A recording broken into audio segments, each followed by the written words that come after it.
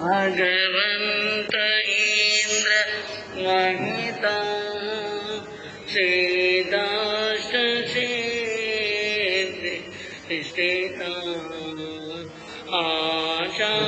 आचार्याजिन शासन नदिकरा पूज्या उपाध्यायका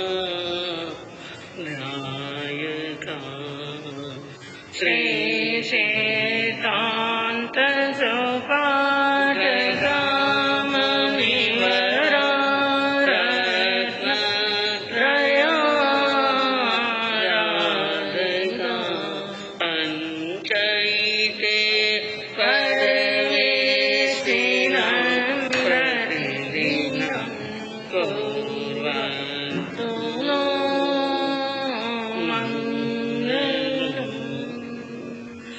मंगलम भगवान वीरो मंगलम गौतम प्रभु मंगलम स्तूलिभद्रा व्याजनदर्वो सुमंगलम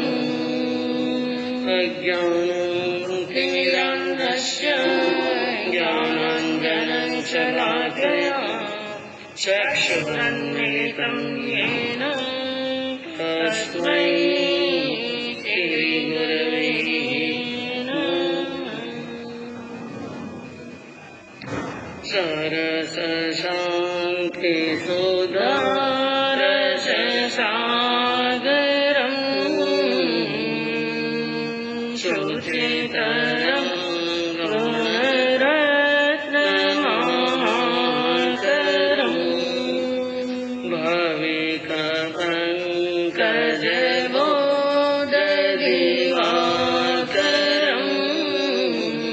प्रतिदिनं प्रणमामि जिनेश्वरं प्रतिदिनं प्रणमामि जिनेश्वरम्।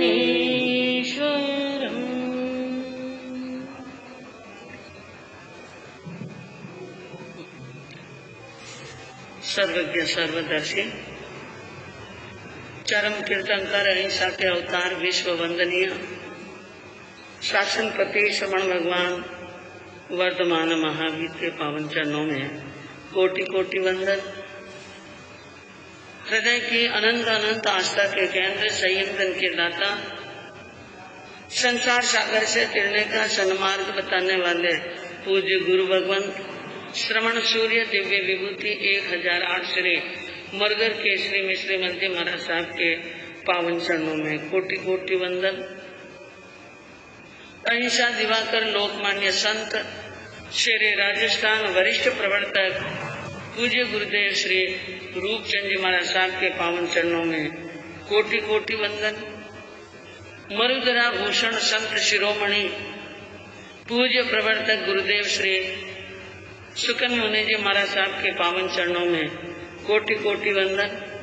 साधना की प्रतिमूर्ति सद्गुणों की उपासिका सरल मना शांत दांत गंभीरा गुरुवरिया माँ सती श्री सज्जन कंवर जी महाराज साहब के पावन चरणों में कोटि कोटि वंदन। धर्म प्रेमी बंधुओं, शीलवती माता बहनों, सर्वज्ञ भगवान महावीर ने संसार की भव्य आत्माओं को जीवन कल्याण का सन्मार्ग प्रशस्त करते हुए अपने धर्म और अपने जीवन के लिए प्रभु महावीर का मुख्य संदेश है अहिंसा। भगवान महावीर का मुख्य संदेश है अहिंसा। 3 सिद्धांत दिए महावीर ने, अहिंसा, अपरिग्रह और अनेकांत। जो ये 3 सिद्धांत भगवान महावीर ने दिए, वो सिद्धांत अन्य धर्मों में इतने विस्तार और इतने सूक्ष्मता से नहीं मिलते हैं। अहिंसा, अनेकांत, अपरिग्रह, ये जो 3 सिद्धांत हैं, इनके लिए शास्त्रकारों ने कहा यह सार्वकालिक है, सार्वभौमिक है। इनका पालन सभी स्थानों पर, सभी काल में और सभी जीवों के लिए, सबके लिए बहुत ही महत्वपूर्ण बताए गए। और आज के युग की हम समस्या देखें तो 3 समस्याएं हैं हमारे इन युग के अंदर, वर्तमान समय के अंदर। अन्याय, अभाव और अज्ञान। मनुष्य के साथ में अन्याय हो रहा है। कईयों के साथ में ऐसा अन्याय हो रहा है कि जिसके कारण से जीवन का संतुलन बिगड़ा हुआ है। अभाव का मतलब वस्तु की कमी। संसार के अंदर, देश के अंदर कई प्राणी अभावग्रस्त हैं, जिनको अपनी आवश्यकताओं की पूर्ति के लिए भी बराबर साधन नहीं मिल रहे हैं। और एक बताया अज्ञान। चारों तरफ अज्ञान की अराजकता है। तो भगवान महावीर के जो 3 सिद्धांत हैं, उन 3 सिद्धांतों के ऊपर यदि चिंतन करें हम, तो ये जो वर्तमान समय की 3 समस्याएं हैं, उन तीनों का समाधान इन 3 सिद्धांतों से हो सकता है। अहिंसा से हम अन्याय को मिटा सकते हैं। अहिंसा जीव मात्र की रक्षा करना और जीव मात्र की सुरक्षा करना, यह अहिंसा के द्वारा ही संभव है। अहिंसा से हम अन्याय को मिटा सकते हैं। अपरिग्रह से, अपरिग्रह का व्रत जीवन में आ जाए तो अभाव को खत्म कर सकते हैं। एक व्यक्ति के पास में इतना परिग्रह है और एक व्यक्ति के पास में खाने के लिए रोटी नहीं। अगर भगवान महावीर के इस अपरिग्रह सिद्धांत पर मनुष्य का चिंतन चले और आचरण चले, तो शायद संसार में कोई भी व्यक्ति भूखा या अभावग्रस्त नहीं रह सकता है। क्योंकि धरती इतना सब कुछ देती है। यह धरती हमें इतना देती है जिनसे मनुष्य और जीव मात्र के प्राण बच सकते हैं, पेट भर सकते हैं। लेकिन कुछ लोग जिनके पास में अपार परिग्रह हैं, वे उनके ऊपर अधिकार और कब्जा कर रखा है कि पड़ोस के अंदर कोई भूखा मर रहा है और कोई प्यासा मर रहा है, कोई बीमार है और किसी को आवश्यकता की पूर्ति भी नहीं होती है। तो अपरिग्रह से हम अभाव की समस्या को मिटा सकते हैं और अनेकांत से हम अज्ञान की समस्या को मिटा सकते हैं। क्योंकि हमारा भगवान का, महावीर का जो धर्म है अनेकांत, वो अनेकांत धर्म हमें हर दृष्टिकोण से सोचने के लिए तत्पर करता है। एक दृष्टिकोण से न सोचे, एक तरह से न सोचे, अपेक्षाओं से सोच करके हम अज्ञान को भी दूर कर सकते हैं। और बंधुओं, एक बात ध्यान रखना, जीवन के अंदर बिना अहिंसा के ये जीवन का अस्तित्व रहने वाला नहीं है। अहिंसा है तो जीवन का अस्तित्व रह सकता है। जीवन के अस्तित्व पर प्रश्न चिन्ह लग सकता है अगर अहिंसा का पालन बराबर नहीं हुआ तो। और हिंसा इसी गति से, जिस गति से अब हिंसा हो रही है, मनुष्यों की, जानवरों की, सबकी जो भी है, क्योंकि यह जानवर है, यह प्रवृत्ति है, प्रकृति है, इनका भी बचा हुआ रहना मनुष्य के जीवन के लिए बहुत उपयोगी है।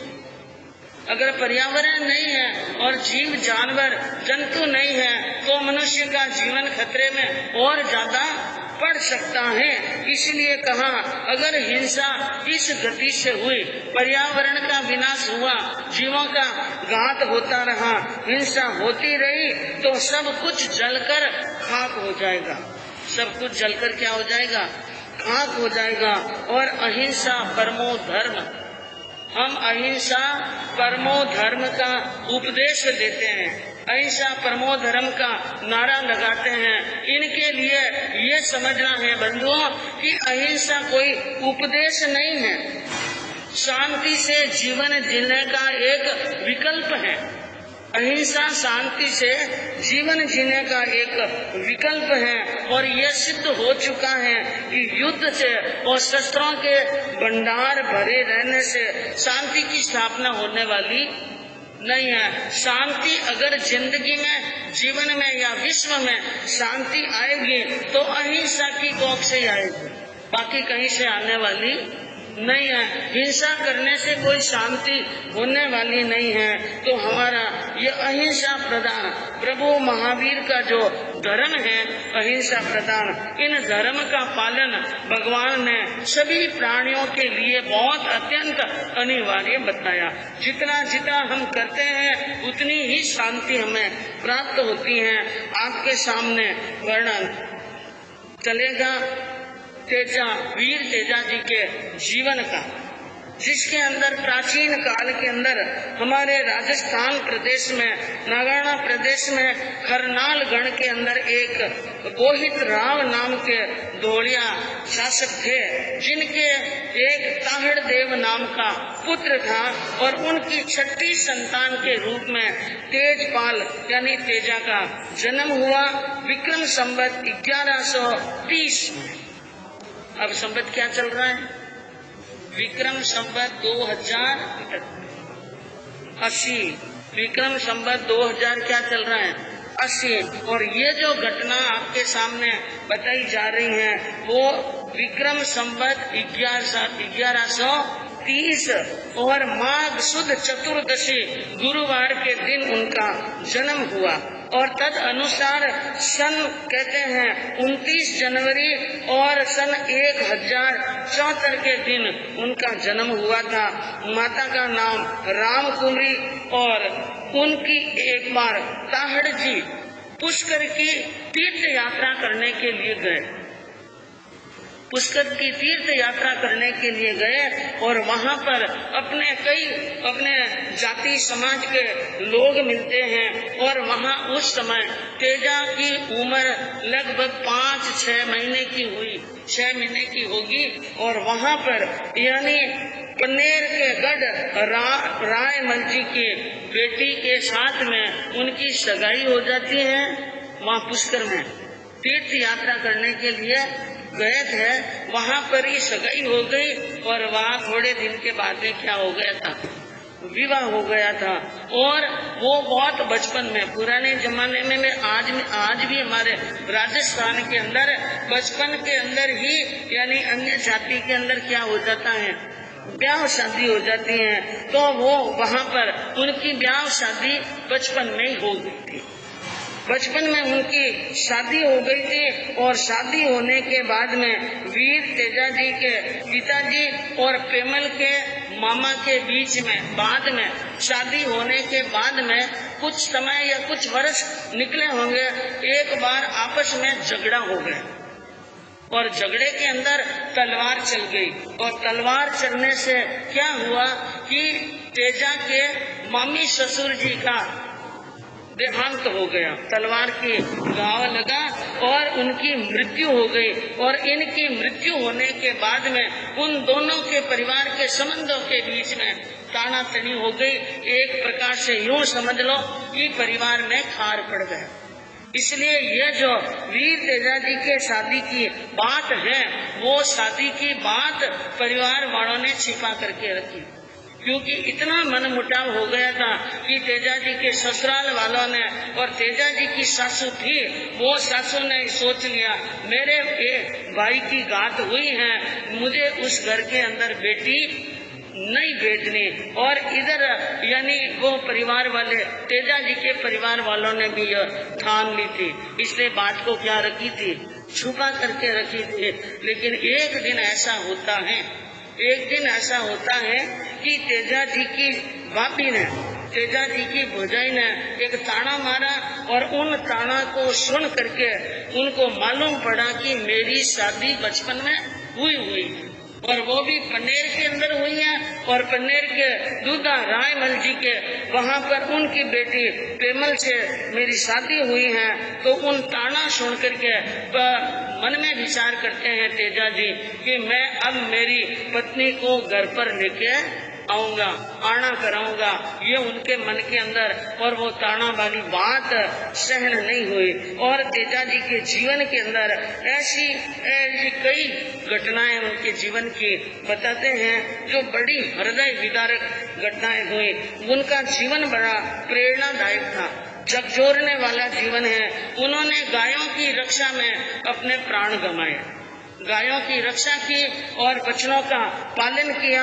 और वे बहुत बड़े कृषि विज्ञान के ज्ञाता भी थे और कृषि के विज्ञान के बड़े जानकार थे। उन्होंने किसानों ने कृषि के विज्ञान की कई नई तकनीकियां और बातें बताई थी। और कहते हैं कि वीर तेजा जी का परिवार हरनाल से लगाकर मोंडवा तक के यानी बीच के भूभाग पर खेती करता था। 12 कोस की भूमि पर, कितनी बड़ी भूमि, 12 कोस की भूमि पर खेत में यानी जुताई होती थी। और लोक गीतों के अंदर उनका वर्णन आता है कि तेजा 12 कोसारी ज्योति आवड़ी, यानी 12 कोसों में हल चलते थे। और तेजा जी की ख्याति अंतर्राष्ट्रीय स्तर पर हुई। एक बार की बात है, अमेरिका के कैम्ब्रिज यूनिवर्सिटी के अंदर विश्व भर के में सुनाई जाने वाली लोक कथा को लिपिबद्ध करने की मुहिम चली थी। उस मुहिम के अंदर 2 कथाएं हमारे भारत की भी वहाँ पर लिपिबद्ध हुई, जिसके अंदर एक कथा तो बताई जाती है करनाल के वीर तेजा जी की, और दूसरी यानी केरल के मुदुगर कुरुम्बर नाम का कोई महान व्यक्ति हुआ।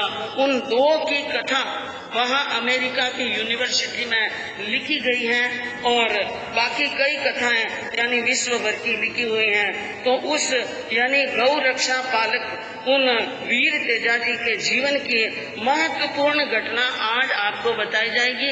कैसे उन्होंने गायों की रक्षा की और भाभी का वचन सुनकर किस प्रकार उनको मन के अंदर एक ऐसा यानी वचनों का तीर लग जाता है कि वे किसी की भी बिना परवाह किए अपने ससुराल के लिए जाने के लिए क्या हो जाते हैं तैयार, और अपने वचन का पालन करने के लिए वे मौत के सामने जाते हैं। किसके सामने जाते हैं? हाँ, तो शुरुआत करते हैं। राजा इंद्र गर्जियान बरसन लागो उमेश, गौरी पुत्र मनावता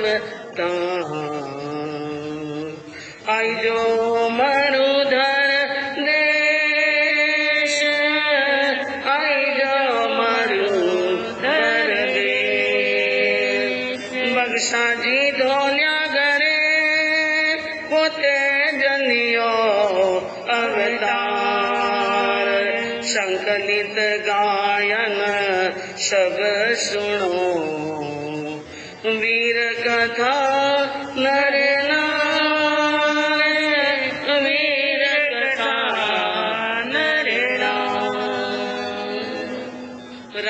इंद्र गरजियो, आकाश के अंदर इंद्र गरजता है।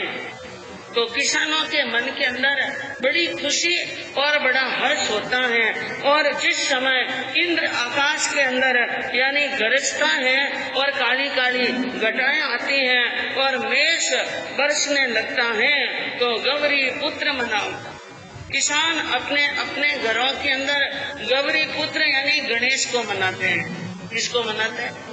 गणेश को। और ये रिवाज तो हमारे सबके घरों में, घर में कोई भी आप मांगलिक काम करते हो तो सबसे पहले किसको बुलाते हो? हाँ, ठेठ गढ़ रणक भवर। कहाँ से? और रणक भवर कहाँ पर है? सवाई माधोपुर के पास में एक पहाड़ है, उन पहाड़ के ऊपर यानी श्री विनायक का मंदिर है, वहाँ से विनायक को न्योता देते हैं। ये हमारी परंपरा रही है। तो वहाँ पर गौरी पुत्र श्री गणेश को मना करके और वो वहाँ पर खेतों में जाते हैं और बक्सा जी ढोलिया जाट के घर पर उनका जन्म होता है वीर तेजा जी का। जेठ रे महीने में उड़ो गरनाटो बरसायो जी, काले बादल में चमके बिजली कोई, काले रे बादल में चमके बिजली, मोटोड़ी चाटारी बरखा नादिया बराया है, मोटोड़ी चाटारी वर्षा नादिया बराया हो, हड़िया दौड़ाया उबे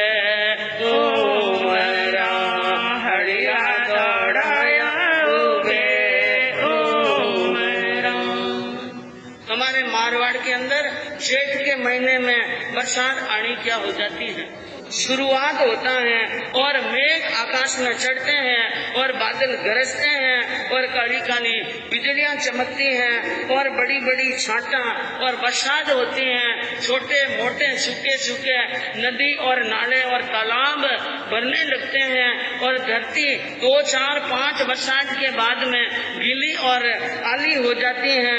उस समय किसान अपने घरों से हल ले लेकर के खेतों में जुताई के लिए क्या होते हैं रवाना होते हैं। तो उस समय घर के अंदर यानी कोई भी किसान घर में नहीं रहता है, सब अपने बैलों को लेकर हड़ों को लेकर रवाना होते हैं। उस समय क्या देखती है तेजा जी की माँ कि सबके सब हड़ लेकर बैलों को लेकर रास पिरानी लेकर रवाना हुए हैं और मेरा बेटा तेजा अभी तक सो रहा है। इसलिए माँ कहती है अरे सो तो कहीं सुख भर नींद कमर तेजा रे, सो तो कहीं नींद कमर तेजा रे, थारा तो साई ना बीज बाजेरा, तेजा थारा तो साई ना बीजे बाजे, अरे गाजो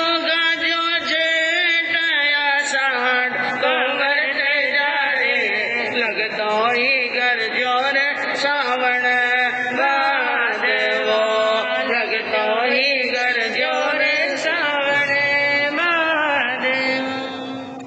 सावन भादवा गरजने लगा, बरसात पड़ने लगी और खेतों में जाते हुए उन किसानों को देखकर माँ ने कहा बेटा जाग, अब सोने का समय नहीं है और जल्दी जागो, क्योंकि तुम्हारे दोस्त तुम्हारे मित्र और तुम्हारे यार तो सब खेत में बीज बोने के लिए चले गए हैं, बीज बो रहे हैं। तेजा जी उठे और माँ से कहने लगे माता जी मेरे साइने तो अभी तक खेल रहे हैं, आप ऐसी बात क्यों करते हैं। माँ ने कहा बेटा तुम्हें मालूम नहीं है अब बीज बोने का क्या है, बीज होने का समय। और हमारे पुराने जमाने में लोग जो काम जिस समय करना होता था वो उस समय कर लेते थे। इसलिए माँ ने कहा बेटा तू समझदार है और मैं एक ही बात कहना चाहती हूँ कि तेरे दोस्त चले गए हैं और रेस ये भी जाने वाले हैं, इसलिए हड़ लेकर के जाओ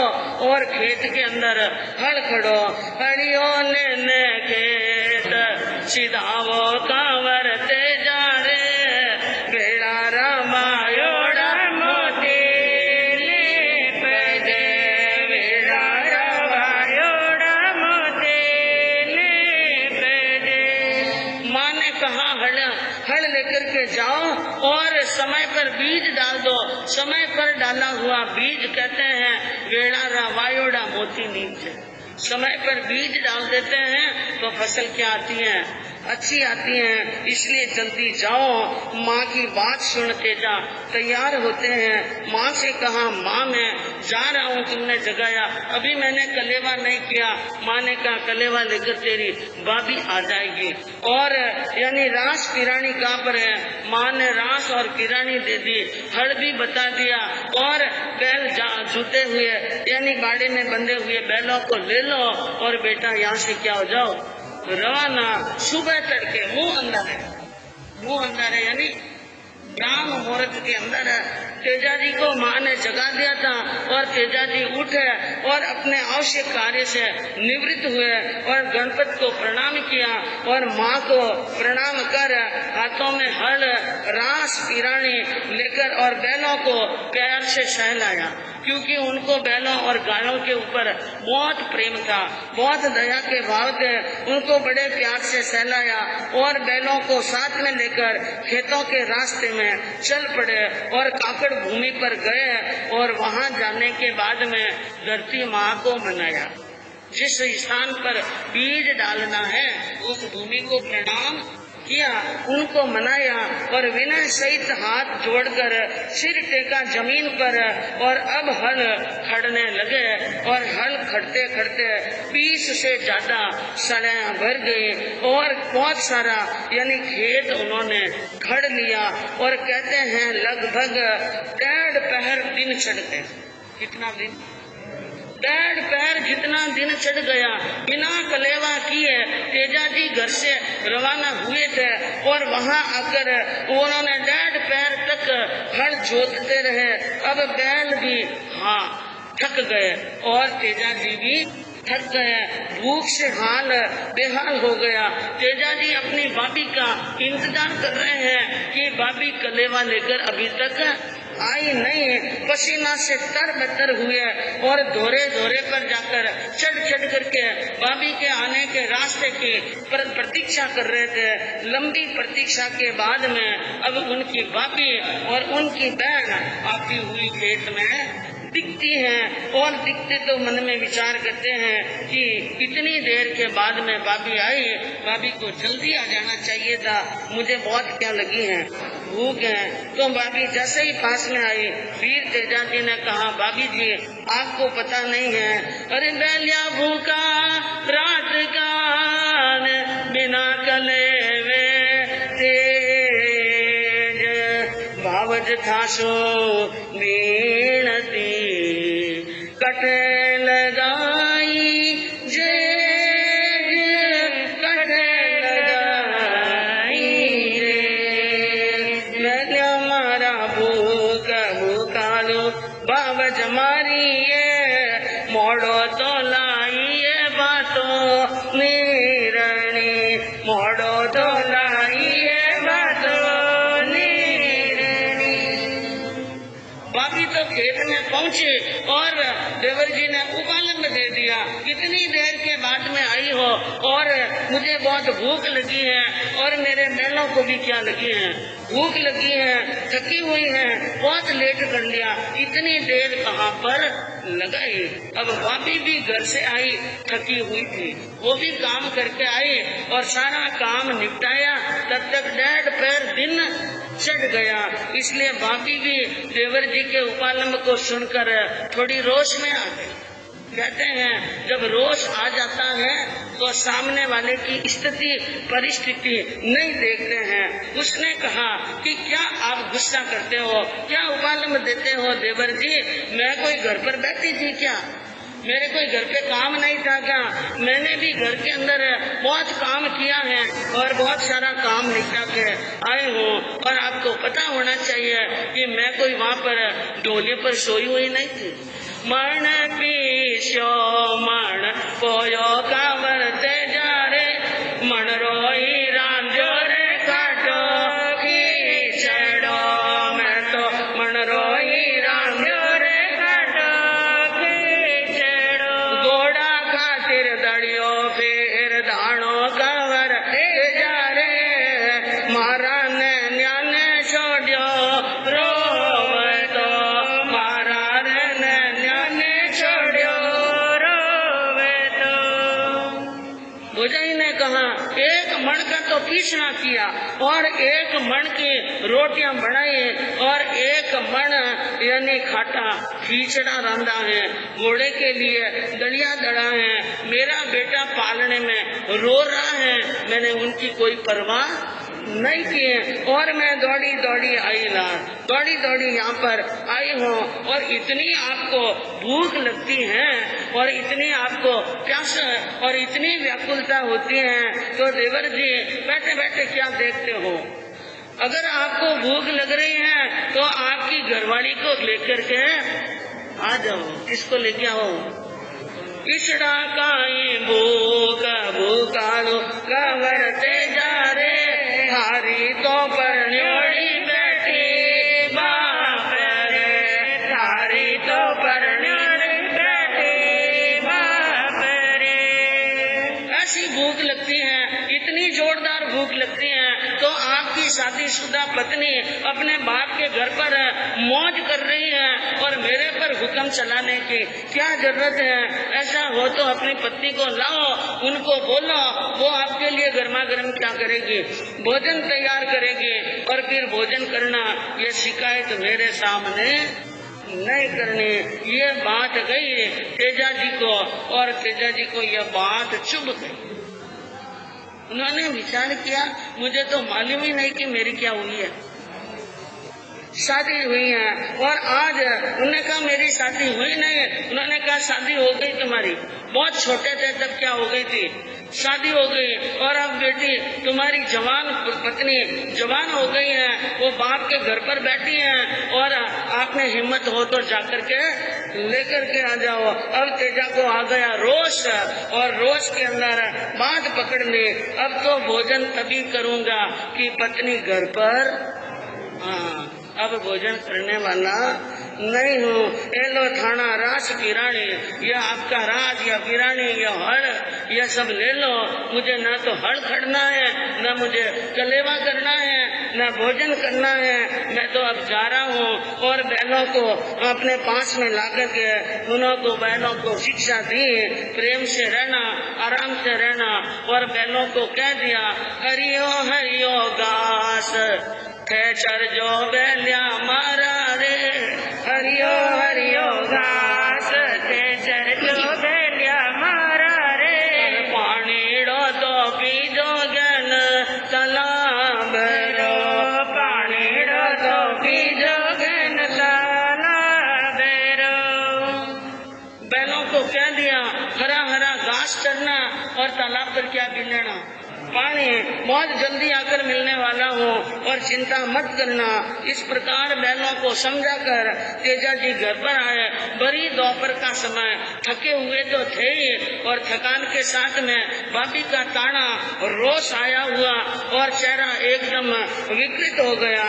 घर पर आए दोपहर के अंदर तो माँ को बड़ा आश्चर्य हुआ, बेटा आधी दोपहर में घर कैसे आया? इसलिए माँ ने कहा बेटा इस भरी दोपहर में और भरी धूप में घर पर आया है, क्या हो गया? क्या हल्की हालड़ी टूट गई है या हल्का नौगड़ा टूट गया है या कुछ हुआ है? उसने कहा नहीं, न तो हल्की हाल टूटी है न नौगड़ा टूटा है। तो क्या हुआ? कोई लड़ाई झगड़ा हो गया अपने दोस्तों के साथ में, मित्रों के साथ में? कहा नहीं माँ, मेरे दोस्तों के साथ में कोई लड़ाई नहीं हुई। तो बेटा क्या हुआ? भुजाई ने कुछ कह दिया क्या? भुजाई ने कुछ सुना दिया क्या? उन्होंने कहा कि मेरे दोस्तों के साथ में झगड़ा नहीं है, किसी के साथ में कोई झगड़ा नहीं है। बाबज मूसा बोलिए, बाबज क्या बोली है? मौसा बोली है।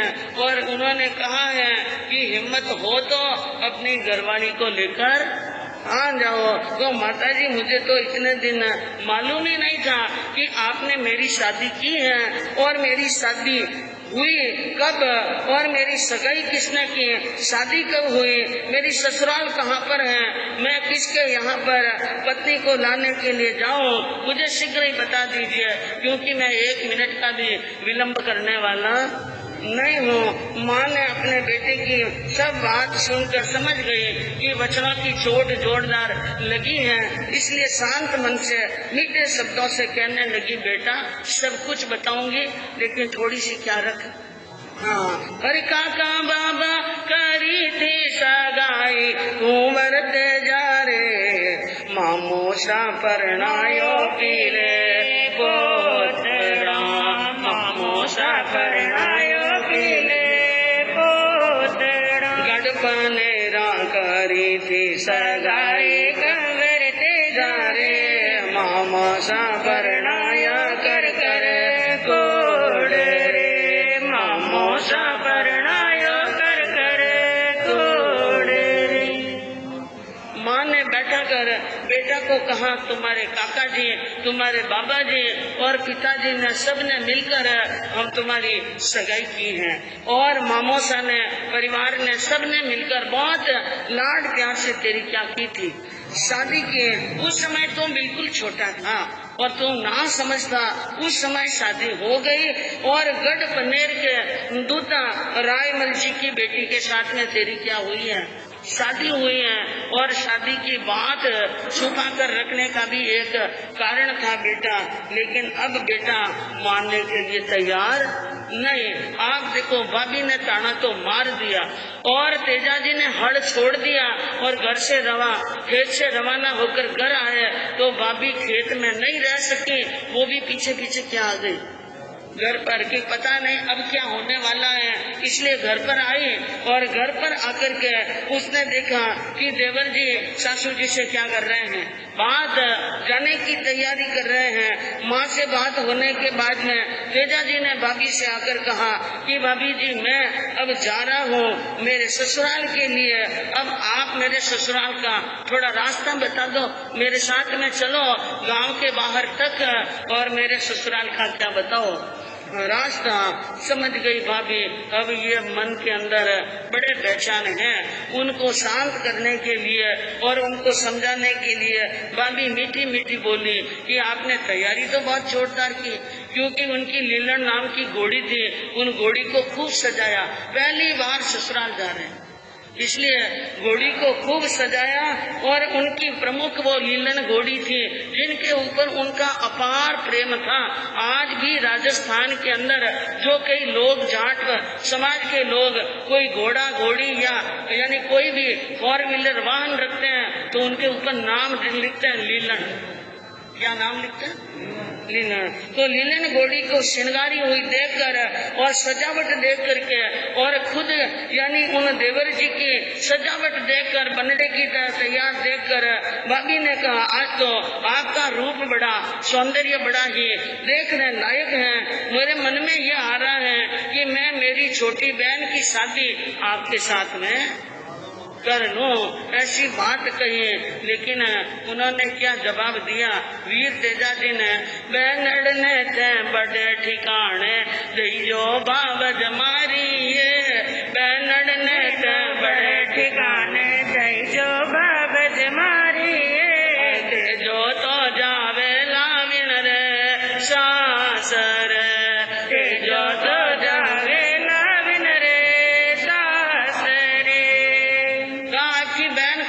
बड़े ठिकाने पर देना मेरे जैसे के साथ में देने की जरूरत नहीं है, और मैं तो मेरी शादीशुदा पत्नी को लेके आऊंगा। ये बात सुनकर भाभी समझ गई कि देवर जी का गुस्सा शांत नहीं हुआ। ऐसी बात है, आप अपने ससुराल जा ही रहे हैं तो सबसे पहले आपका कर्तव्य बनता है कि आपकी राजुल बहन है जिसका विवाह यानी तभी जी के अंदर हुआ है, आप जाओ पहले अपनी बहन को घर पर लेके आओ और फिर अपने ससुराल जाओ। आपकी बहन घर पर ही नहीं है, आप पत्नी को लेकर आएंगे तो आरती कौन करेगा, इसलिए किसको लेके आओ? हाँ, बहन को लेकर आओ। भाई बाबा समझ रही थी कि ननंद भाई आएंगे और थोड़ा समय निकलेगा तो गुस्सा क्या हो जाएगा, शांत, इसलिए उन्होंने वहाँ जाने का एक निर्णय सुनाया। तो उसने कहा ठीक है, अगर बहन को लाना है तो मैं बहन को लाने के लिए तभी जी जाने के लिए क्या हूँ, तैयार हो, माँ के पास में गए और नमस्कार किया, गणपति देव को नमस्कार किया, माँ को नमस्कार किया और घोड़े पर सवार होकर फिर तभी जी के अंदर पहुँच जाते हैं वीर तेजा जी। और आप जानते हैं कि वीर तेजा जी का तभी जी के सींग में पांव रखना हुआ और राजुल की दावी आंख पड़ी थी। क्या जब कोई पियर का आता है, भाई आता है और पियर से कोई पिताजी आते हैं तो बेटी की दावी आंख क्या होती है? हाँ, काम कर रही थी राजुल और काम करते करते उनकी दावी आंख फरूकी तो विचार करने लगी, ये मुझे कुछ शुभ संकेत दे रही है, आज मेरे पियर से कोई न कोई आने वाला है। बातों बातों में अपनी ननद भाई को कहने लगी, अरे दावी दावी आंख फरूके ननद भाई ओ डावे तो कवड़े बोले कागलो, डावे तो कवड़े ओ बोले कागलो, कह तो जामन जायो बीरो आशी ननद भाई ओ, कह तो रे बाबो सहाने आवसी, कह तो रे बाबो सहाने आवसी। अपनी ननद को कहा राजुल ने कि दावी दावी आंख फरूक रही है और हमारे घर के यानी कमरे पर दावी साइड में कागला बोल रहा है, कौआ बोल रहा है। कौआ बोले न दावी आंख फरूक है तो समझ लेना 100% कि आज कोई पीहर वाला आने वाला है। और कहते जामन जायो बीरो आश, या तो मेरा भाई आएगा या पिताजी आने लेने के लिए आएंगे। ऐसा सोचकर अपने घर के ठेठ ऊपर छत पर जाकर देखने लगी तो झीणी झीणी उड़े गुलाल गुलाल उड़ती हुई देखी और रथ में जुते हुए बैलिया को देखा, समझ गए कि बैलिया आ गए हैं, मेरे पियर से कोई न कोई आया है। और शीघ्र ही तेजा जी बहन के घर के अंदर गाड़ी में प्रवेश करते हैं तेजल, और वहाँ उनके सगे संबंधी बहन के ससुर जी, बहन के देवर जेठ और बहन के पति बैठे थे। उन्होंने वीर तेजा जी को अचानक आया हुआ देखा, बड़े खुश हुए और प्रेम के साथ में जोहार किया और मिले सगा संबंधी के साथ में और कहा आज कुंवरों का अचानक आना कैसे हुआ। खूब मान मनवार हुई और उनका आदर सम्मान हुआ और कहा विराजो। उन्हें कहा एक अर्ज है, मैं यहाँ विराजने के लिए बैठने के लिए यहाँ पर रुकने के लिए नहीं आया हूँ, मुझे तो शीघ्र ही बहन को लेने के लिए आया हूँ। आप मेरे पर इतना आशीर्वाद और इतनी मेहरबानी करो कि राजुल को जल्दी पियर भेजने के लिए क्या कर दो, तैयार कर लो, क्योंकि मुझे जाना है ससुराल। मुझे क्या जाना है? ससुराल जाना है। विवेई जी ने ये बात सुनी तो संबंधी जी ने कहा ससुराल जाना है तो कोई बात नहीं, हमारे यहाँ पर आपका आवागमन तो कभी कभी होता है और इस बार तो आप बहुत लंबे समय के बाद में आए हैं। अरे 4 दिन में जमाने कवरा घना दिना सो आया हो, 4 दिन में जमाने कवरा घना दिना सो आया हो। अरे राखी रे पूनम ने पाछा भेजा, राखी रे पूनम ने पाछा भेजा। संबंधी जी ने कहा कि 4 दिन तो हम आपको यहाँ पर अवश्य रोकेंगे और हमारी मनवार माननी पड़ेगी। राखी की पूनम होने के बाद में अब आपको यहाँ से सीख मिलेगी। तो तेजा जी ने कहा नहीं, अब मैं इस वक्त रुकने वाला, आगे माने जानो जीजा सीख आज दे देवो, क्योंकि माने तो तीजा पर जानो सासरे। तीज के दिन मुझे क्या जाना है? शास्त्र जाना है। लेकिन पहुंच समझाने के बाद में भी तेजा जी बहन के घर पर घड़ी 2 घड़ी से ज्यादा नहीं रुके और तेजा की मनवार मानकर, बात मानकर, और उनके राजुल के ससुर जी ने, जीजा जी ने उनको जल्दी बहू को तैयार कर लिया और पीहर जाने के लिए भाई के साथ में क्या कर लिया, भाई घोड़े पर सवार हो गया, बहन को रथ में बिठाया और वहाँ से रवाना होकर सीधे हरनाल पहुँच गए। और वहाँ जाने के बाद में यानी भाभी जी से कहा अब बहन आ गई हैं और मुझे क्या दे दो, सीख। तो भाभी ने कहा देखो ऐसी बात है, पहली बार ससुराल जा रहे हो तो पंडित जी को बुलाकर जाने का मुहूर्त भी दिखला दें कि आपके जाने का मुहूर्त ठीक है या नहीं है, क्योंकि एक स्टेप चल रही थी भाभी। उन्होंने कहा कोई बात नहीं, पंडित जी को भी बुला। अब शीघ्र ही पंडित जी को बुलाने के लिए वहाँ पर किसी को भेजा गया और पंडित जी वहाँ पर आए, अपने पोती पानड़े लेकर आसन पर बिठाया, सामने बैठ गए तेजा जी और भाभी खड़ी हैं, बहन बैठी हैं और अपनी माँ बैठी हैं। तेजा जी ने एक ही बात कही पंडित को, अरे गाडो भर दूं दान सू और रोकड़ रुपिया बेट, संध्या पहली पूंगणो नगर पनेरिया ठेठ, नगर पनेरिया ठेठ। तेजा जी ने कहा पंडित जी ऐसा मुहूर्त निकालो, गाडो भर दूं धान सू, एक गाड़ा भर करके क्या दे दूंगा, दान, और ऊपर रोकड़ रुपया भेंट दे दूंगा। ऐसा मुहूर्त निकालो, ऐसा मुहूर्त निकालो कि शाम की सूर्य नहीं ढले उनके पहले मैं कहाँ पहुँच जाऊं, पनेर के अंदर पहुंच जाऊं। अब पंडित ने टीपड़ा खोला और ग्रह नक्षत्र देखे, चंद्रमा देखा, वार देखा, दिशा सूल देखा और राहु काल का वासा देखा और पंडित का माथा ठनक गया। पंडित ने एक ही बात कही, अरे मोरतियों पतड़ों में कोनी दिखे ठाकर मारा रे, मोरतियों पतड़ों में कोनी दिखे ठाकर मारा रे, दिखे तेजारी दौड़ी दे हरी, दिखे रे तेजारी दौड़ी दे हरी। एड़ा अब का बोल बोलिया है जोशी माने छोरे आयो तो ले सूखा लड़े, पाछो तो आयो तो ले सूखा लड़ी। पंडित जी ने साफ शब्दों में कह दिया कि इस वक्त आपके जाने का कोई शुभ मुहूर्त है ही नहीं, कोई मुहूर्त नहीं है और आप नहीं जा सकते हैं। मुझे तो आपकी यानी देह दिख रही है और आपका यानी निष्प्राण शरीर दिख रहा है, इसलिए आपको जाने की जरूरत हट नहीं करना चाहिए, ठीक नहीं है आपके शरीर के लिए, आपके लिए मुहूर्त है ही नहीं। इस प्रकार की बात सुनी तेजा जी को और गुस्सा आया। उन्होंने कहा तू ऐसा बोल रहा है पंडित, याद रखना अगर मैं जिंदा आ गया ना तो तुम्हें जिंदा छोड़ने वाला हाल उतार लूंगा।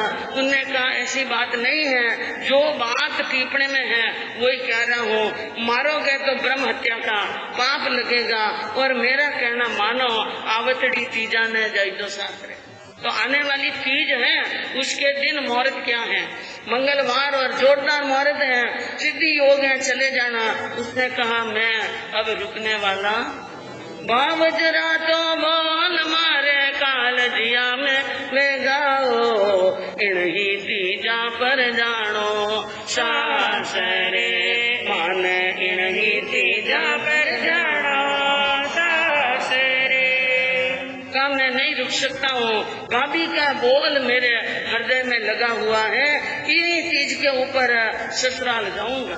कहते हैं कि सूरा मुहूर्त ना गिने, जो शूरवीर होते हैं और जिनके जाने का दिल में निश्चय कर लेते हैं कि उस समय मुहूर्त नहीं देखते हैं, मुहूर्त नहीं गिनते हैं और शूरवीर को वचन का ताजना बड़ा जोरदार लगता है। आपने हमारे जैन साहित्यों के अंदर ऐसा वर्णन आता है वीर कन्हा जी का, किसका आता है? हाँ, और आप भी कई बार समय करते हैं तो एक भजन गाते हैं, सूरा ने लागे वचन जो ताजे नो, कायर ने लागे नहीं कोई सांबल हो श्रोता, सूरा ने लागे वचन जो ताजे नो।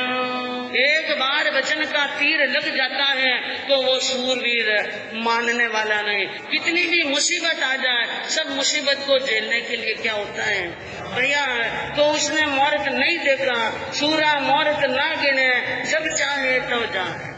शूरवीर मौत नहीं गिनता है, इसलिए अब उन्होंने कोई मौत नहीं गिना, किसी को नहीं पूछा और किसी की सलाह नहीं ली। और तेजा वहां से क्या होता है, लीलन ने श्रृंगार तेजल गाँव पनेरिया जावे हो, रायमल जीरी पौड़िया जाए उतावलो, रायमल जीरी पौड़िया जाए उतावलो। कनेर के रायमल जी की पौड़ियां तक जाने के लिए रास्ता लेते हैं। लीलन को श्रृंगार कर और खूब भी यानी अच्छी तरह से तैयार होकर उन पर सवार होकर के तेजा जी रवाना हुए। घर से बाहर निकलते हैं और मोहल्ले के अंदर 10-20 कदम जाते हैं और अब सुकून होते हैं। क्या होते हैं? अब सुकून। पहला अब सुकून हुआ कि बिल्ली ने रास्ता काट लिया। बिल्ली ने क्या काट लिया? रास्ता काट लिया। और दूसरा और थोड़ा आगे गए तो एक लकड़ों की गाड़ी भरी हुई सामने से आई। ये भी बहुत बड़े अपशुन होते हैं। तीसरा अपशकुन हुआ, कंवारी कन्या खुले बाल रोती हुई सामने से आई। ये तीसरा अपशकुन हुआ। चौथा अपशकुन हुआ कि पनियारियां खाली घड़े लेकर सामने आई। और पांचवा अपशकुन हुआ कि दावे हाथ की तरह कोचरी बोली।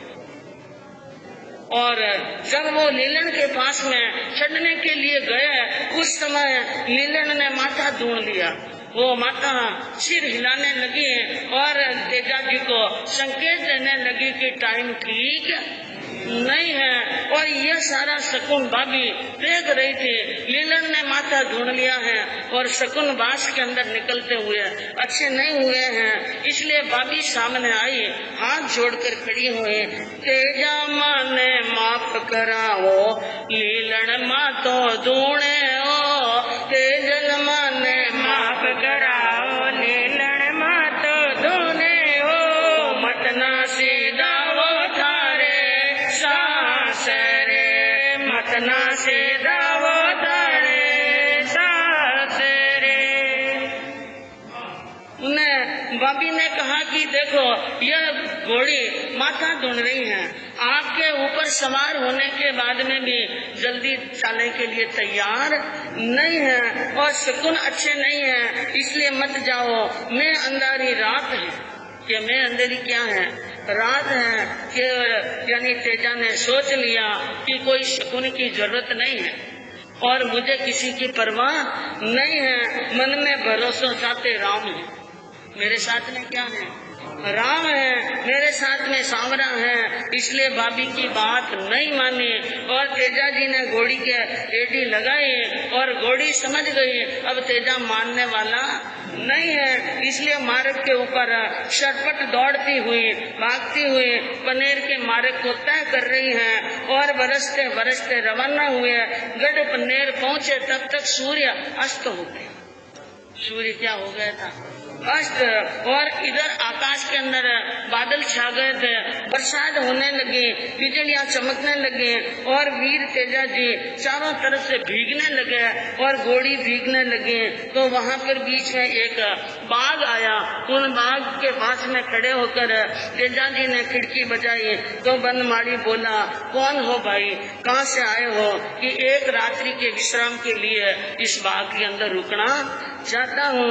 उन्होंने कहा मैं एक रात रुककर चला जाऊंगा। माली ने दरवाजा खोल दिया, घोड़ी अंदर आई और वीर तेजा जी एक स्थान पर बैठे और घोड़ी पूरे दिन दौड़ी हुई थी, भूखी थी, इसलिए आते ही बाग के अंदर यानी इधर उधर मुंह मारने लगी। वहाँ पर कई अच्छे अच्छे पेड़ पौधे थे, फूलों के झाड़ थे और कई लताओं के मंडप थे। उन सब मंडपों को झाड़ों को उजाड़ने लगे और ये देखकर बाघ का माली एकदम घबराया। विचार किया कि इस बाघ का नुकसान ये घोड़ी कर लेगी तो मैं मालिक को क्या जवाब दूंगा, इसलिए वो सीधा दौड़ता हुआ गया पेमल के पास में। वहाँ उनको पता नहीं था तेजा जी को कि यह बाघ भी मेरे ससुराल का ही है, और मालिक को भी पता नहीं था कि यह यानी हमारे घर बाघ के मालिक के जमाई से आए हैं। इसलिए वहाँ जाकर के उन्हें पुकार करी पेमल ने, सुनो भाई साहब, आप परदेशी आयो बाघ में जोड़ी करे घोड़ी करे बिगाड़। एक कोई परदेशी आया है और वो घोड़ी वहाँ पर क्या कर रही है, बिगाड़ कर रही हैं। मैं उनको कुछ नहीं कह सकता हूँ, इसलिए आप चलो। तो भाभी यानी पेमल की भाभी अपनी सखियों को साथ में लेकर के और बगीचे के अंदर आती हैं और वहाँ पर बैठे तेजा जी को और घोड़ी को देखा। पहला प्रश्न किया, अरे काठे का कही जो काई नाम कवरा था को, कठेरा कही जो काई नाम कवरा था को, किनरे आया हो सिगरत पावना, किनरे आया हो सिगरत पावना। नाम ते जो गांव खरनाड़िया जात धोड़िया मारियो, नाम ते जो गांव खरनाड़िया जात धोड़िया मारियो, दूधारा मल जिरे आया पावना, दूधारा मल जिरे आया पावना। शाला जी की बहू ने पूछा था, कठेरा कही जो, कहाँ से गांव के हो, कहाँ से आए हो, क्या नाम है, क्या जात है और किन के घर पर मेहमान बन के आया हो। तो उन्होंने परिचय दिया, नाम तो मेरा तेजा है और मैं खरनाड़िया गांव से आया हूँ, दौड़िया मेरी जात है, मैं जाट हूँ और यहाँ के राव यानी दूता रायमल जी के घर पर मेहमान बन करके आया हूँ, उनका जमाई हूँ। यह बात सुनी तो तेजा की साड़ा जी की बहू समझ गई यह पावना किन के घर के हैं, हमारे। बिना उपाल नंबर दिए वहाँ से क्या हो गई, रवाना हुए और वहाँ जाकर पेमल बाई को कह दिया कि जिनका इंतजार लंबे समय से कर रहे थे वो आज यहाँ पर अपने बगीचे में आ गए हैं और आपके वहाँ पर देखना हो तो देखने के लिए चलो। तो भाभी को साथ में लेकर और पेमल अपने पति को देखने के लिए वहाँ पर पहुँचती हैं और मन के अंदर बड़ी खुश होती हैं कि इतने दिन से इंतजार कर रहे थे, आज का दिन अच्छा हुआ कि आज मेरे यानी मुझे ले जाने के लिए आ गए। सोना श्रृंगार सज कर गई, एक नजर से पति को देखा और वहाँ से वापिस क्या हो गई, रवाना हो गई। दोनों ननद भुजाया घर पर आई, रात्रि का विश्राम तेजा जी ने बगीचे में लिया और उसके बाद में सूर्य की पहली किरण निकलती है यानी ब्राह्म मुहूर्त में रवाना हुए और सूर्य की पहली किरण निकली और वीर तेजा जी रायमल जी की पौड़ के पास में पहुंच गए और वहां उन्होंने क्या देखा, अंदर बहुत बड़े यानी नौरे के अंदर उनकी जो सासू थी वो गायों को दूह रही थी। इनको दूह रही थी, हाँ। अंदर प्रवेश करते ही आया आया रायमल जी रे पौड़ कमर तेजा रे, सासू ससुरा ने मुजरो साजियो, सासू ससुरा ने मुजरो साजियो। रायमल जी की पौड़ में आए, अंदर प्रवेश किया और सासू ससुर को देखकर उनको हुजरा किया और यानी प्रणाम कहा और पीछे पूट करके बैठी थी सासू और उस सासू को पता नहीं क्या सूझा, क्या बोल दिया, कुछ भी ध्यान नहीं। इसलिए कहते हैं बोलने में क्या रखना चाहिए, बहुत ध्यान रखना चाहिए, सामने देखकर बोलना चाहिए और किसी को पहचान कर बोलना चाहिए। सुबह सुबह का वक्त बड़ी खुशी के साथ में तेजा जी तो अपने ससुराल की पौड़ में प्रवेश किया और बड़े विनम्र भाव से सासू ससुरा को मुजरा किया, लेकिन सासू जी ने जमाई जी की तरफ देखा नहीं और पूट भर के भेद कर बैठी थी, गायों को दूह रही थी। जैसे ही घोड़े की टाप की आवाज, घोड़ी की टाप की आवाज आई और जो में यानी छोटे छोटे बाछड़े, क्योंकि जब गाय का दूध निकालते हैं तो बछड़ों को छोड़ देते हैं और बछड़े माँ का दूध पीते हैं, एक तरफ वो दूध पीते हैं और एक तरफ मालिक गाय का क्या निकालते हैं, दूध। लेकिन जब घोड़े की टापें सुनी, घोड़ी की टाप सुनी तो बछड़े डर के मारे भाग गए और डर के मारे भाग गए। इस कारण से पेमल की माँ को जोरदार क्या आया था, गुस्सा।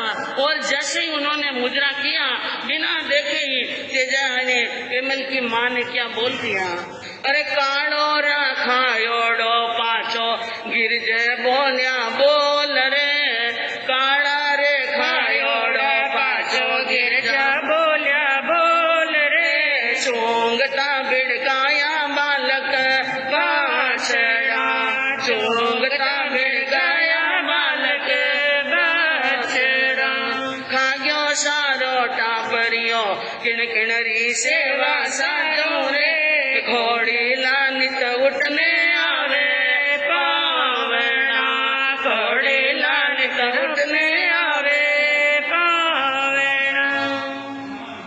सासू जी ने बोला काड़ा रा खायोड़ो पाछो गिर, हाँ काड़ा नागरा खायोड़ा कौन आई गयो सुबह सुबह हटे मुंडो बताओ ने, और वाचो गिर जाटो चुंगता भिड़काया बालक बात, ये मेरे छोटे छोटे बछड़े माँ का दूध चुंग रहे थे और तूने उनको भिड़का दिया है और खा गयो सारो टपरियो। इस घर के अंदर इतने लोग आते हैं, मेहमान, किन किन की सेवा कर, किन किन की चाकरी करो और किन किन की स्वागत सम्मान करो, खोड़ी ला नित उठने आवे पाम, दिन उगा नहीं और आकर के दमक जाते हैं, दिन उगते ही आकर के दमक जाते हैं। ऐसा बोला और ये बोल किसने सुन लिए,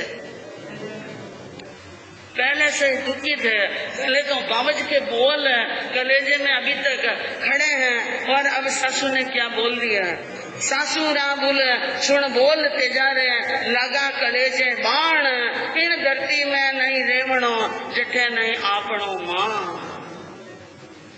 तेजा जी के कलेजे में सासू के वचन लग गए और मन में सोचने लगे, इस धरती पर ज्यादा नहीं रहना है जहाँ हमारा मान सम्मान नहीं हो। इसलिए उन्होंने अपनी ये माँ सासू की बात सुनकर अपनी लीलन के पास में आकर उनके सिर पर हाथ रखकर कहा, अरे आई ज्यों पाछी गिर जा लीलन मारी घोड़ी, नुगरारी धरती पर बासो ना करा, नुगरारी धरती पर बासो ना करा। तेजा जी ने कहा, लीलन को वापिस रवाना हो जाओ और इन नुगरे लोगों के धरती पर हमें वास नहीं करना है। इसलिए रोष में आकर वापिस वहाँ से मुड़ने लगे, लेकिन उसी वक्त पेमल वहाँ पर पहुँच गई और माँ को उपलम दिया, माँ को चेतावनी दी कि माँ अगर मेरा पति अब रूठ कर चला गया तो बात ठीक होने वाली नहीं है। तू बिना सोचे समझे बिना देखे कुछ भी बोल जाती है और जब तक तेजा यहाँ नहीं रुकेंगे, जब तक मेरे पति को तुम नहीं मना लो, मुझे अंजल लेने की क्या है पछतान। अब सासू के दिमाग में आया कि ये जो पावना मुद्रा करने वाला और कोई नहीं था, मेरे क्या है, जमाई है। और मन के अंदर पश्चाताप भी हुआ, दुख भी हुआ कि मैंने बिना सोचे समझे बात कह दिए। और वो खड़ी होकर सामने आई और सासू जी अब तेजा जी को कहने लगी कि मैंने जो कुछ भी बोला है, जो कुछ भी कहा है, वो आप बुरा नहीं मानो।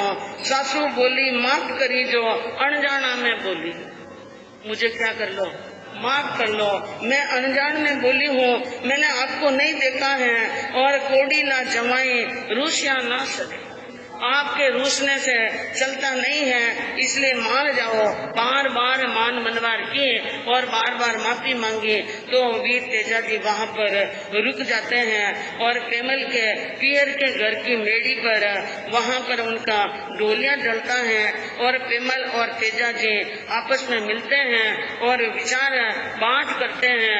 पहली बात कही तेजा जी ने, मुझे तो इतने दिन मालूम ही नहीं था कि मेरी शादी, हाँ बालपने शादी करी राखी बात छिपाए, बाबज मोसा बोलने न दीना आज मिला है। यह तो बाबज ने मोसा बोला, कड़वा बोला, इस कारण से मालूम पड़ा कि मेरी शादी हुई है और बात सुनते ही मैं लेने के लिए आ गया हूँ। प्रेमल ने कहा, मैं भी आपकी प्रतिदिन प्रतीक्षा कर रही थी। आज का दिन भला उगा है, आप पधार गए हैं, मैं आपकी सेवा करूंगी, आपकी आज्ञा को शिरोधार्य करूंगी। और मैं इस प्रकार कहती हुई वो अपने मन की बात करें। उसी वक्त रात के समय के अंदर वहाँ पर एक लाछा नाम की गुजरी, जिनके पास में बहुत सारी गायें थी, और उन गायों को चोर चोरी करने के लिए आए और उनके बाड़े में से खोल कर गायों को ले जाने लगे, बाछड़ों को ले जाने लगे। और उसने गांव के अंदर सभी जगह बहुत पुकार के, मेरी गायों को चोर ले जा रहे हैं, मेरी गायों को बचा लो, मेरी गायों को बचा लो। जागीरदारों ने और बड़े बड़े लोगों ने एक भी बात नहीं सुनी। तो वो चलती हुई रोती हुई वहाँ पहुँच गई जहाँ वीर तेजा जी मेड़ी पर सो रहे थे। वो वहाँ आकर के पुकार किए, रोती रोती कि मेरी गायों को बचा लो, मेरा गाय चुरा कर जा रहे हैं और मेरी गायें भाग रही हैं। ऐसी बात सुनी तो विचार किया तेजा जी ने, कोई रो रहा है और कोई करुण पुकार कर रहा है। उन्हें प्रेमल से कहा, मैं नीचे जाऊं और एक बार सुन लो क्या बात है, कौन से चोर आए, कौन सी गायें ले जा रहे हैं। कि बात सुनने के लिए वो नीचे आते हैं और नीचे आकर के लाछा की बात सुनी और कहा कि सारी गायें लेकर चले गए चोर, और आपसे अर्जी है कि आप मेरी गायों को छुड़ाएं। और गायों के प्रति अत्यंत प्रेम रखने वाले और गायों के संरक्षक ऐसी बात सुनी तो वो एक मिनट भी रुक नहीं सके। उन्होंने अपनी पत्नी प्रेमल से कहा कि आप यहाँ पर रात बिताओ और मैं गायों को छुड़ाने के लिए जा रहा हूँ। वहाँ पर झगड़ा भी होगा, समय ज्यादा भी हो सकता है, इसलिए सूर्य उदय भी हो सकता है, कोई बात की चिंता मत करना, मैं वापस सूर्य उदय होने तक आ जाऊंगा। ये बात कही, लेकिन प्रेमल ने कहा इस वक्त ना जाओ तो ठीक है, क्योंकि आधी रात का क्या है समय है। डूंगर पर डांडी नहीं और मैं अंधेरी रात, पग पग काड़ो नाग है, मती सीधा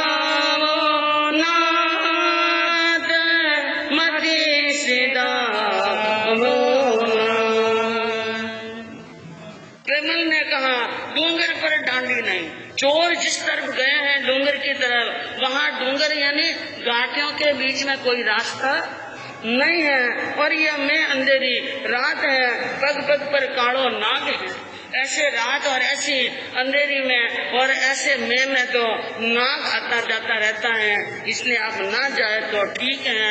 लेकिन प्रेमल को कह दिया तेजा जी ने, ऐसा नहीं हो सकता है, गायों को चोर ले जाए और मैं यहाँ बैठा बैठा देखूं, ये मेरे से बर्दाश्त होने वाला नहीं है, मैं गायों को छुड़ाने के लिए जाऊंगा। ऐसा कहकर वीर तेजा जी घोड़ी पर सवार होकर उन चोरों के पीछे घोड़ी को दौड़ा रहे थे। रास्ते के अंदर काकड़ के अंदर उन्होंने एक अद्भुत दृश्य देखा। क्या दृश्य देखा? काली अंधेरी रात के बीच में एक जगह पर अग्नि जल रही है। क्या जल रही थी? अग्नि जल रही थी। उन जलती हुई अग्नि के पास से वो निकल रहे थे और उन्होंने अपनी दृष्टि वहाँ जलती हुई आग पर डाली तो क्या देखा वीर तेजा जी ने कि आग के बीच में एक नाग जल रहा है। क्या जल रहा है?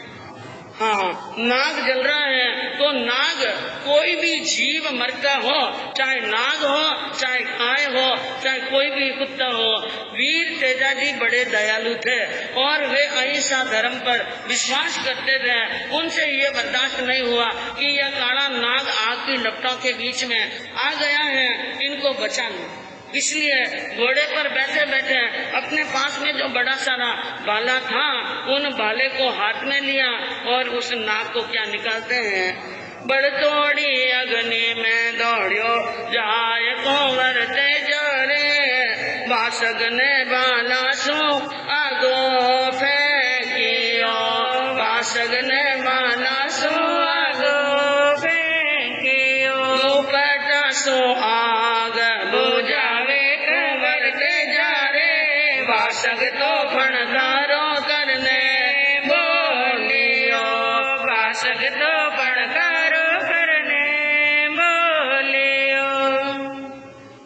जलती हुई अग्नि के बीच में वहां पर जलते हुए नाग को देखकर कंवर ने अपने भाले के नोक से उन सांप को वहां से झटका दिया और दूर भूमि पर डाल दिया और दुपट्टा से आग बुझाने लगे। इतने में वासक नाग फणकारा कर बोलने लगा और मनुष्य की वाणी में कहने लगा, बढ़ती आग सो नाग बचायो और जीव दया मन लाय। पर नाग देवता बोलियो तेजा तेने गजब कियो अन्याय। नाग ने कहा, हे तेजा, तूने बहुत बड़ा अन्याय कर लिया, तूने बहुत बड़ा गजब का अन्याय किया है और मुझे बचाकर तुमने अच्छा काम नहीं किया, क्योंकि तुझे पता नहीं है मैं इस नाग योनि से मुक्ति लेने के लिए इस दिन का इंतजार कर रहा था। इस दिन का क्या कर रहा था? हाँ, इंतजार कर रहा था। आज के दिन और आज की घड़ी में मैं अगर इस आग में जलकर राख हो जाता तो मेरी नाग योनि से क्या हो जाती? मुक्ति हो जाते हैं। इसलिए तूने मेरे साथ में बहुत बड़ा अन्याय किया है। मारी दे पर दाग लगायो जाता सुरगा माई है, क्यों तू बचायो माने आयन, क्यों तू बचायो माने आयन। गाई थारे हाथ आयो है कंवर के जारे, मुक्ति होता ने माडो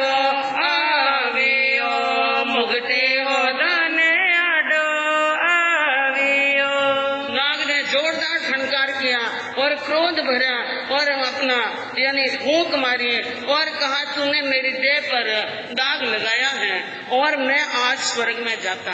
आज आयुष पूरा कर मुझे क्या मिलती थी? स्वर्ग मिलती है और मेरी मुक्ति होती थी। तुम्हारे हाथ में क्या आया? कुछ भी नहीं आया। तेजा ने कहा, मैं तो एक मानव हूँ और मैंने मानव का धर्म निभाया है। मानव के सामने कोई मरता हुआ प्राणी दिखे, मानव का धर्म है उनको बचाने का। मैंने मेरा धर्म निभाया है और भलाई का काम करते।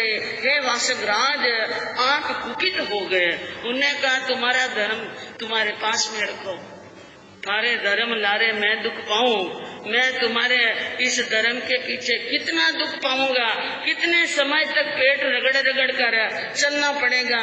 तुम्हें क्या पता है कि सबसे दुख जमारा होता है नाग का। इसलिए तूने मेरे इस मुक्ति के मार्ग में बाधा डाली है।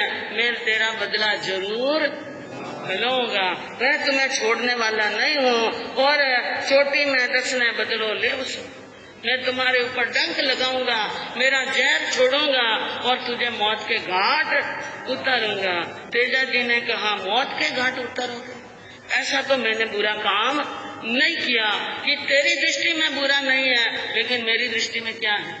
बहुत बुरा। मेरे जीवन का प्रश्न है। उनने कहा, ऐसी बात है तो एक बात है, मैं गायों को छुड़ाने के लिए जा रहा हूँ, मैं चोरों से झगड़ा करने के लिए जा रहा हूँ। एक बार गायों को छुड़ाकर और गायों की मालकिन को लाकर गाया सौंप दो, उनके बाद में मैं आपकी बाम्बी पर आऊंगा।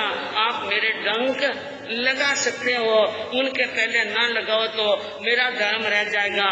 क्योंकि मैंने जीवन भर गायों की रक्षा की है, प्राणों को बचाया है।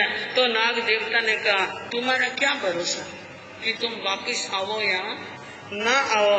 उन्होंने कहा, नहीं, भरोसा रखना पड़ेगा। मैं प्राण देकर के भी प्राण को रखने वाला हूँ। मुझे प्राणों का इतना मोह नहीं है, मुझे धर्म का और मुझे मेरे वचन का मोह है। इस प्रकार का वचन दिया तो नाग देवता ने एक बात कही। ऐसा लगता है कि शायद तो सत्य बोल रहा है। क्या बोल रहा है? हाँ, पर एक बात ध्यान में रखना, वचनारो बांध्योड़ो पाछो आई जय कुंवर तेजा रे, जीतड़नी होवे ना जावो बार में, जीतड़नी होवे ना जावो बार में। तो ना बासक राज ने भी कह दिया कि तू वचन का बंधा हुआ है, तू सत्यनिष्ठ है, तो वापिस आना। अगर तेरा वचन सही है, तू सत्य बोल रहा है, तो तेरी जीत होगी। तेरी क्या होगी? जीत, एक आशीर्वाद भी मिल गया नागराज से और एक अभिशाप मिल गया मौत का नागराज से। कहते हैं कभी कभी जीवन में इतनी बड़ी बड़ी विडंबनाएं हो जाती हैं, एक तरफ आशीर्वाद और एक तरफ अभिशाप, लेकिन तेजा जी ने दोनों ही बातें बड़े हर्ष के साथ में कबूल कर दी। कोई बात नहीं, प्राण जाए तो कोई परवाह नहीं, धर्म रहना चाहिए। इसलिए उन्होंने उन नाग देवता को नमस्कार कर वहाँ से रवाना हुए बंधुओं। और कहते हैं सुरसुरा की नरवर घाटी के अंदर 150 चोरों के साथ में युद्ध हुआ वीर तेजा जी का, और उनके शरीर के ऊपर कई घाव लगे और कई बाण और कई तलवार और तीर लगे। और उसके बाद में सभी गायों को लेकर के लाचा गुजरी के पास में आए और गायों को उनको सौंप दी और कहा देख लो आप अपनी गायां संभाल लो। सब गायां बराबर आ गई तो लाचा ने कहा सब गायां आई, लेकिन इनका मालिक यानी एक सूरजी का सांड, एक कैरडा, वो नहीं आया है, उनको लाना बहुत जरूरी है। तो यह बात सुन तेजा जी वापिस गए तो बीच में वापिस लड़ाई हुई, उनको भी यानी कैनेडा को भी लेकर आए, लेकिन दूसरी वक्त की लड़ाई के अंदर तेजा जी के शरीर के अंदर बहुत सारे घाव लग गए और वो बुरी तरह से क्या हो गए थे, घायल हो गए। उस कैनेडा को लाकर सौंप दिया और फिर उसके बाद में अब वो बॉम्बे पर जाने की क्या करते हैं तैयारी, चोरों से विजय प्राप्त करनी। और बॉम्बे पर जाते हुए उन्होंने रास्ते में आते हुए एक आंसू नाम के देवासी को देखा, उनको अपने पास में बुलाया। देवासी को पास में बुलाकर कहा मैं अब जा रहा हूँ, मेरा अंतिम समय आ गया है, यह साफा लेकर के मेरे ससुर जी की पौड़ रायमल जी की पौड़ में जाना और वहाँ पेमल को यह साफा दे देना और कह देना मेरा संदेश कि मैंने उनके लिए जो संदेश भेजा है वो संदेश उनको सुना देना। क्या संदेश भेजा? मैं तो मारो धर्म निभावन बाम्बी ऊपर जावाए, पासग तो वचनारी जो वे बाटड़ी, पासग तो वचनारी जो वे बाटड़ी। सासू ने ससुरा ने मारा राम जुआर कई जो है, प्रेमल ने दे दी जो मैं मद मोड़ियो, प्रेमल ने दे दी जो मैं मद मोड़ियो। जीवतना में धर्म निभायो, प्रेमल ने यूं कई जो है, घड़ी बल करो ते जल पावनो, घड़ी बल करो ते जल पावनो। देवासी के साथ में समाचार भेजे वीर तेजा जी ने, वहां जाकर के क्या देना, आपके जमाई ने जीते जी धर्म का क्या किया है, पालन किया है और अब वे वचन निभाने के लिए सांप की बाम्बी पर जा रहे हैं। वास्तव नाग उनके वचनों की इंतजार कर रहे हैं। मेरे सासू जी को ससुर जी को मेरा राम जोहार कह देना और पेमल को ये मोड़िया दे देना और पेमल को ये भी कहना कि तुम्हारे पति ने जीवन के अंतिम घड़ियों तक धर्म का क्या किया है, धर्म का पालन किया है। और अब तेजा घड़ी पलक रो पाऊं, एक घड़ी ज्यादा टाइम रहने वाला नहीं है। ये बात ऐसे कहते हैं कि एक ऐसा समय आ जाता है तो भी वे मनुष्य मरते दम तक धर्म को नहीं भूलते हैं, वचन को नहीं भूलते हैं। और हमारे भारतीय इतिहास के अंदर, हमारी संस्कृति के अंदर यह बात अमर है, एक नहीं ऐसे अनेक हुए। कहते हैं कि वचन चलियो बलिराज, वचन कौरव कुल होयो, और वचन काज हरिचंद नीच कर नीर समोयो, वचन काज श्री राम लंक विभीषण थाप्यो, और वचन काज जगदेव शीश कंकाली काव्यो, और वचन चूकता पुरुष की कर से जीवज कट्टिए, वैताल कहे विक्रम सुनो, बोल वचन किम पलटिए। वचनों का इतना बड़ा महत्व बताया कि वचन के लिए तो कईयों ने राज छोड़ दिए, प्राण छोड़ दिए और सिर काट कर सामने रख दिया। तो वचन निभाने के लिए वीर तेजाजी नागदेव के बांबी पर चले गए और वहां जाकर के उन्होंने नागराज को पुकार के, आइए आप अपना प्रण पूरा कीजिए, मैं मेरा प्रण क्या करता हूँ। बंधुओं, ये शूरवीरों के काम है। कायर कभी मौत के सामने जा नहीं सकता है। शूरवीर जाता है जिनको मौत से भय नहीं है, प्रण से डर है, प्रण का महत्व है। इस प्रकार जब नागराज बाहर आया और बाहर आकर के तेजाजी की शक्ल और सूरत देखी, खून से लथपथ देह देखी, तो नागराज कहने लगे कि ऐसी कोई जगह ही नहीं बची है शरीर के ऊपर जहाँ मैं क्या लगाऊं। हाँ, लोही सो लथपथ तेजा डंक कके अब मारो रे, लोही सो लथपथ तेजा डंक कठे अब मारो रे, कठोड़े गालो रे कालो बीजनो, कठोड़े गालो रे कालो बीजनो, जी बड़ली रे डंक भरो ने वासग राजा,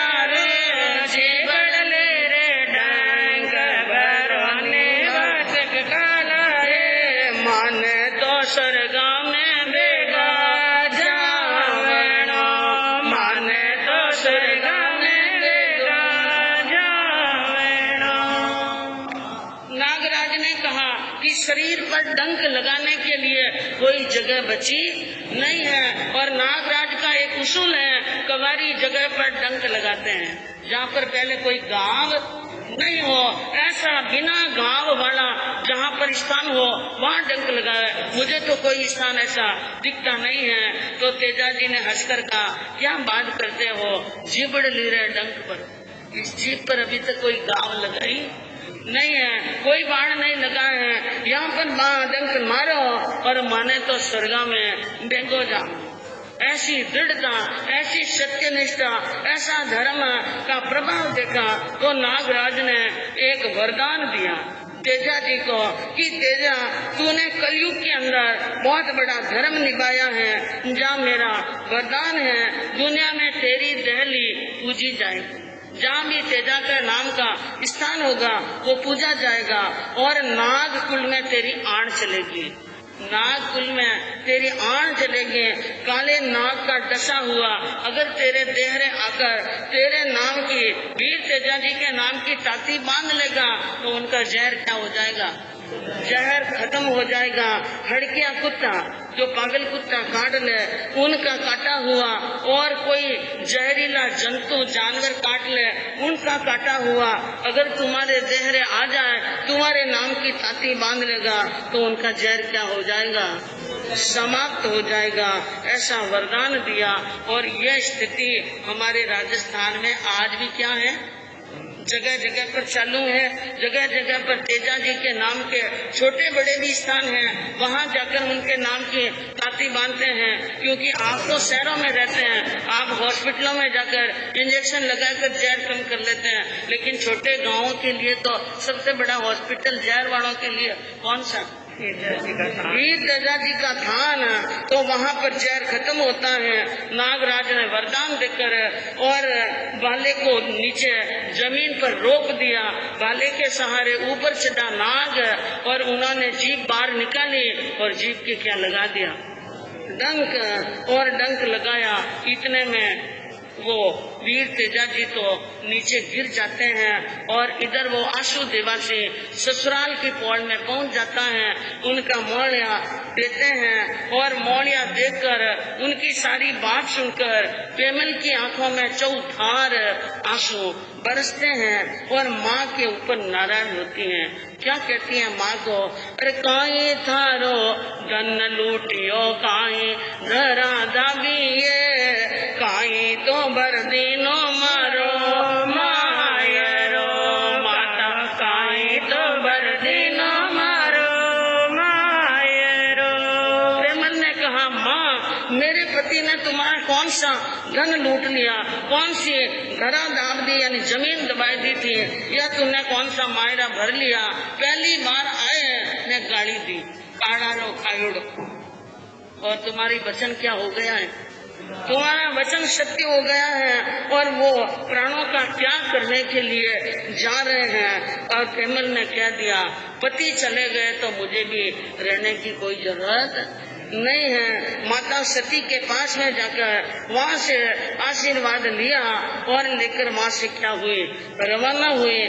और इधर देखिए कैमल जो लीलन घोड़ी थी, उन लीलन घोड़ी के साथ में अपने ससुराल समाचार भेजती हैं। जाओ मेरी ससुराल वालों को कह देना कि आपका बेटा धर्म के काम आ गया है और मैं आपके गढ़ की पौड़ियां नहीं देख सकी हूँ और तेजा के वियोग में मैं यहाँ शयन करने वाली नहीं हूँ, मैं सती बनूं। तो राजुल वहाँ यानी पद्मा सती बनने के लिए वहाँ पर चली जाती हैं। तेजो पूगो स्वर्ग में न पद्मा पहुंची आय, चंदन काष्ठ लाए के पीनी आग जला। चंदन के काष्ठ के वहाँ पर यानी चिता बनाते हैं, उसके ऊपर पेमल बैठती हैं। वीर तेजा जी के सब को अपनी गोदी में रखकर और वहाँ पर आग लगाई जाती है। तेजा जी के साथ में बैठ चितारे माँ कर सूरज सु विनती दीनी आग जलाए। सूर्य भगवान को विनती की और कहा मेरा पति का सत्य और मेरा सत्य सही हो तो आपो आप आग जल जाए। और ऐसा हमारे इतिहास राजस्थान में कई घटनाएं घटी हैं। तेजो तो सत राखियो और सती हुई संगनार, धन्य धन्य इन प्रेम रो के पावे ना कोई पार। ऐसे प्रेम का कोई पार ही पड़ने वाला नहीं है। तेजा ने धर्म निभाया अपना जीवन का और पेमल ने अपने सती होने का धर्म निभाया। और ये खबर यानी भाद्रव शुद्ध दशमी दिवस, भादवा शुद्ध दशमी का दिन किशनपुरा के पास में सुरसुरा गांव में उनकी अंतिम समय मृत्यु हुई। भादवा शुद्ध दशमी का दिन विक्रम संवत 1160 विक्रम संवत 1130 में जन्म हुआ और विक्रम संवत 1160 में उनका स्वर्गवास होता है। 28 जनवरी 1103 में उनका स्वर्गवास हुआ। 28 वर्ष 6 महीने 27 दिन की आयुष थी। इतनी छोटी आयुष के अंदर और इतनी छोटी उम्र में वीर तेजा जी ने अपना नाम क्या कर लिया, नाम अमर कर लिया। और इतनी शताब्दियां बीत जाने के बाद में भी वीर तेजा जी का नाम लिया जाता है। जगह जगह पर उनके नाम के मेले भरते जाते हैं। और ये जो सुरसुरा गांव है अजमेर जिले के किशनगढ़ पर्वत सर के मेगा हाईवे रोड पर स्थित है। और वहाँ पर उनकी क्या हुई थी, मृत्यु हुई थी। और कहना इतिहास में ये भी मिलता है कि उनका खास गांव था खरनाल। जब ये समाचार खरनाल में पहुंचे तो खरनाल में उनकी बहन राजुल जो इंतजार कर रही थी कि भाई भाभी को लेकर आएंगे और मैं उनकी क्या उतारूंगी आरती, लेकिन लीलन घोड़ी वहाँ पर गई, वो भी खून से लथपथ थी। उन घोड़ी को देखकर और वहाँ पर समझ में आ गया कि वीर तेजा जी के 100 वर्ष क्या हो गए हैं पूरे। तो कहते हैं कि खरनाल के 1 किलोमीटर दूर तालाब के पाल पर उनकी बहन राजुल भी सती हो गई। वो भी आग में क्या हो गई, राजुल भी सती हो गई। जहाँ पर आज आप वहाँ जाओ तो वहाँ बोंगरी माता का मंदिर बना हुआ है। वो बोंगरी माता का मंदिर राजुल की यादगार में बना और भाई बहन के अपूर्व प्रेम की याद दिलाता है। और इधर तो यानी वीर तेजा जी की पत्नी सती हुई और उधर कौन हुई, बहन सती हुई। और इन घटना से त्रस्त होकर लीलन नाम की जो उनकी प्रिय परम प्रिय घोड़ी थी, एक प्राण 2 शरीर, तो जैसे ही वीर तेजा जी वीर गति को प्राप्त हुए उनकी बहन उनकी पत्नी तो घोड़ी ने भी प्राण त्याग दिए। और ऐसी घटना हमारे सादड़ी में हुई कावड़िया परिवार में। आप कभी सादड़ी जाओ तो ताराचंद जी कावड़िया की छतरी देखना, महावीर भवन जैन स्थानक में ठेठ 4थे खंड पर है वहाँ पर। और वो धर्म के लिए मरे, धर्म के लिए उन्होंने देह त्यागी और वो भी युद्ध करते हुए मरे, वो भी घोड़ी पर सवार महाराणा के उदयपुर के महाराणा से राज्य से संबंधित रखने वाले धर्म के लिए मरे थे। और उनका साफा ला करके घर पर दिया सादड़ी के अंदर। और उनके 3 पत्नियां थी ताराचंद जी कावड़िया की। कितनी? हाँ, कावड़िया जी सुन रहे हैं इतिहास मालूम है? इनारे एक है, लेकिन उनके 3 पत्नियां थी। कावड़िया जी के 3 पत्नियां थी। उनका सिर लेकर साफा लेकर के घोड़ी जब वहाँ पर सागड़ी गई तो उनका सिर यानी उनका साफा लेकर के और 3 पत्नियां और उनके जो ढोल बजाने वाले थे 2 ढोली वो और उनकी घोड़ी सब एक साथ में बराक में उनके सब के साथ में जल गए। और वहाँ पर एक बावड़ी है सादड़ी के अंदर, उन सादड़ी के अंदर एक गांव के बाहर बावड़ी है, उसके ऊपर अब तो सादड़ी वालों ने बहुत बड़ा एक वहाँ पर खूब बड़ा बना दिया है स्थान। और पूरी जीवनी लिखी है कि किस कारण से कौन से सम्मत में और कौन से राणा के टाइम में अपने प्राणों का बलिदान दिया। जैन धर्म के परम उपासक और आज भी चमत्कार है वहाँ पर सादड़ी महावीर भवन के अंदर। कोई भी साधु साध्वी सत्या जी जाए चाहे संत जाए, एक बार थानक में जाने के बाद में ऊपर छतरी पर मंगलिक देना पड़ता है। आप सादड़ी चौमासा में गया गुरुदेव ने? मर्दन केसरी जी का सादड़ी में विक्रम संवत 2036 का चातुर्मास था लास्ट। उस समय आप गए हो तो जहाँ गुरुदेव कमरे में विराज है उनके बिल्कुल सामने छतरी है। और वहाँ पर पर्यूषणों के अंदर संवत्सरी के दिन वहाँ प्रतिक्रमण सुनाना अनिवार्य है, नहीं तो पूरा थानक जूझता है वहाँ पर। और यानी साधु संत जाए तो सत्या जी का चंदन वाला भवन अलग है। संतों के महावीर भगवंत